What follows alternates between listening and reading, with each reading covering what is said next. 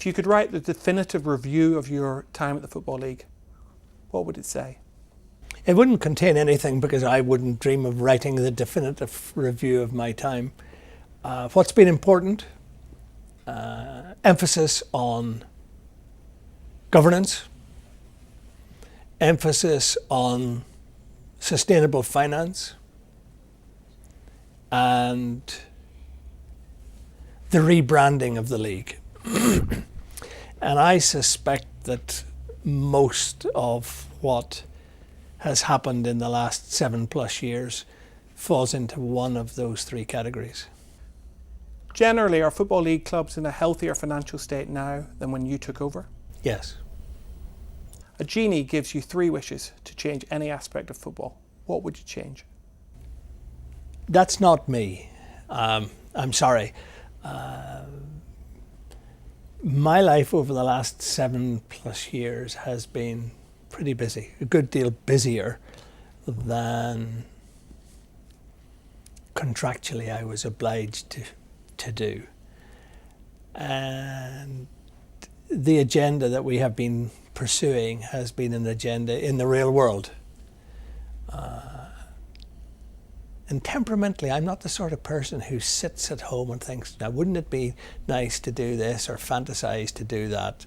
I'm a problem solver rather than a fantasizer. And those 3 issues that I said to you, they all represent unfinished business. They will always represent unfinished business. Governance can always be improved. Financial sustainability can always be improved. And the rebranding of the league has opened up all sorts of opportunities, not least it has improved immeasurably our credibility in the commercial marketplace. You asked me earlier if clubs were in a better position today than 7 years ago, and I just simply said yes. Part of the reason is because over all that time, we have established a credibility in the commercial marketplace, which has made a huge difference. So, Genie comes along, I say, go and genie somebody else. I got plenty to do. That said, is the financial gap between the Football League and the Premier League growing, and is that gap bad overall for English football? Yes, it is growing. It's not growing at the rate perhaps that it did in previous years, but it is growing, and there is no doubt that the injection of both European money in terms of the Champions League and the Europa and so on, that money into the Premier League, of course, we don't get any of that, and their media deals, and particularly their overseas media deals, make sure that the gap is getting bigger. So the answer to that is a fairly straightforward yes.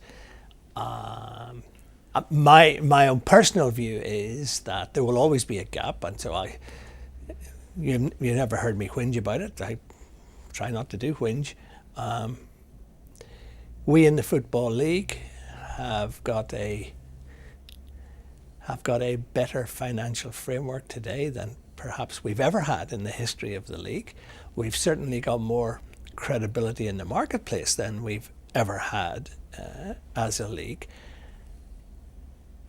And we have got more credibility in our communities than we've ever had before. And it looks like, I know this is dangerous, I understand, but it looks like this might be the 6th successive season when we put more than 16 million people through the turnstiles. So we're doing all right, thank you very much. And we are bigger than most of the Premier Leagues in Europe.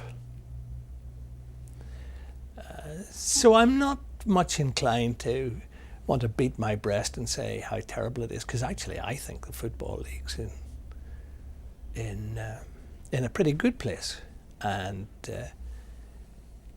if you compare the Premier League with any other league in Europe, actually any other league in the world, then we're among the best of the rest. And there's not a lot of point in comparing yourself with the Premier League. We have a job to do, and you know what? I think we do it reasonably well. So following up from that then, how would you react if the Championship was to become a second division of the Premier League? It's not going to happen. Just isn't going to happen. A moderately rich friend of yours comes to you and he asks you for advice about putting money into a Football League club. What's your advice? Well, I mean, I don't know how you answer that question. If he has decided to put money in a Football League club, that's a matter for him, it's not a matter for me. If you're saying, would I recommend some clubs and not others? Well, I might, but I'm certainly not going to tell you what the recommendations would be. And actually, occasionally people do, and I talk to them. But I don't talk to anybody else about what I talk to them about. Is a Football League club going into administration cheating? And should clubs be more heavily punished by the Football League for going into administration? Well, it's not cheating because the law of the land says a company can go into administration. And you and I tend to focus on Football League clubs because that's sort of the world that we're operating in at the moment. But the reality is that companies are going into administration all the time, and the more so because of the recession that we have been through and may still be in or about to head back into, for all I know. If the law of the land says you can do it, it's a bit hard to say, is it cheating? I'll tell you what it is. It's hard on fans. But it's also hard on all the small businesses in the community who are owed money by the football club and they never get paid. And that includes people like St. John's Ambulance and so on as well. So is there a lot of pain and a lot of casualty? Yes, there is a lot of both of those.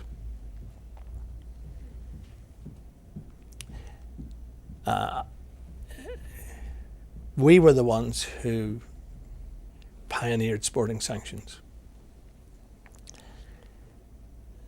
They were to act as a discouragement to directors who too often had a tendency to spend what they didn't have. That's how you get into administration. It's not complicated, for goodness sake. Clubs spend money they don't have. Eventually it catches up with them. Fans don't like points deductions, I understand that. What they should actually do is that if they want to express their ire, they should express it toward their own directors or the former directors, not against administrators. But hey, I'm a big boy and I can live with all of that. And our 10 points deduction was a decision that all of our clubs made together. They actually picked the 10 points. Is it stringent enough? Maybe not.